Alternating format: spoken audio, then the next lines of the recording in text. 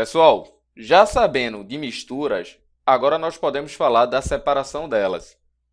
Nessa aula específica, da separação sólido-sólido. Então, por que separar as misturas? Em geral, as substâncias são encontradas misturadas na natureza. Logo, para serem aplicadas, é necessário separá-las do que não é útil.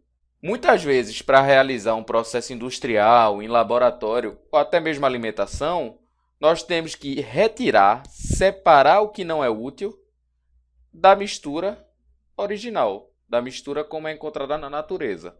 Primeiro processo ou método é a catação, que vai ser uma separação manual da mistura.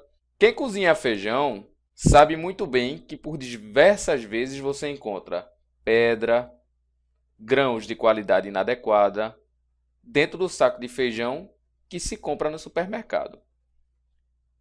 Isso acontece, eu acho que é até meio que inerente do processo de colheita do feijão e deve ser corrigido, pois não vai ser nada agradável você encontrar uma pedra ou uma semente de qualidade inadequada durante a sua alimentação. Então, utiliza-se de uma separação manual, processo bem simples. Ventilação vai ser a utilização de uma corrente de ar para separar a mistura. Esse equipamento aqui, ele é o soprador de folhas, que ele é bem isso, bem um método de ventilação para separar misturas. Ele utiliza-se da corrente de ar para empurrar as folhas que são menos densas para um local mais adequado para realizar a coleta. Vamos supor que você tem um jardim. Você não vai degradar o jardim utilizando uma enxada, algum material para catar as folhas. Então você sopra, utiliza-se do vento, coloca ele no local mais adequado, onde possa ser realizada a coleta. Levigação é bem semelhante ao da ventilação, sendo que agora ele vai utilizar uma corrente aquosa. Vê esse exemplo. Isso aqui era feito na época do garimpo, onde os materiais, os minérios que eram encontrados, estavam muitas vezes cobertos por lama e por terra. Então eles eram colocados em um rio, sob a ação de uma corrente aquosa, para que ocorresse a separação entre o não útil, que seria a terra, e o útil, que seria o metal.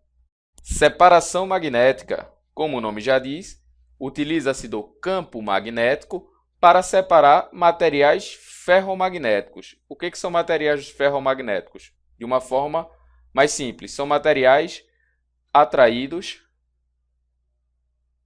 por ímã. Vê que imagem curiosa. Aqui existia uma mistura entre areia e limalha de ferro. E foi colocado em uma das extremidades do recipiente um ímã. Esse ímã atraiu a limalha, separando-a praticamente toda da areia, que ficou do outro lado do recipiente. Bem interessante. Cristalização fracionada, processo utilizado nas salinas. Utiliza-se da evaporação do solvente de misturas, provocando assim a cristalização dos sólidos. Isso aqui é uma imagem de uma salina. A água do mar é represada e fica sob a ação do sol. Então, devido à alta temperatura, a água começa a evaporar. E à medida que ela vai evaporando, o sólido vai cristalizando. Então, começa a surgir o sal. É assim que é feito o sal que é aplicado na cozinha. E por que a gente chama de cristalização fracionada? Porque os sais que vão se depositar, eles se depositam parte a parte, digamos assim. Primeiro, sais de um tipo de molécula, depois os de outros. Depende da característica da solubilidade deles na água. Peneiração. Uma malha é utilizada para separar os sólidos de granulometria diferente. Essa imagem aqui é a peneiração de uma massa, que é para fazer tapioca, uma comida bem tradicional no Nordeste. Então, passa apenas os sólidos de pequena granulometria, enquanto que os de grande granulometria não passam pela malha.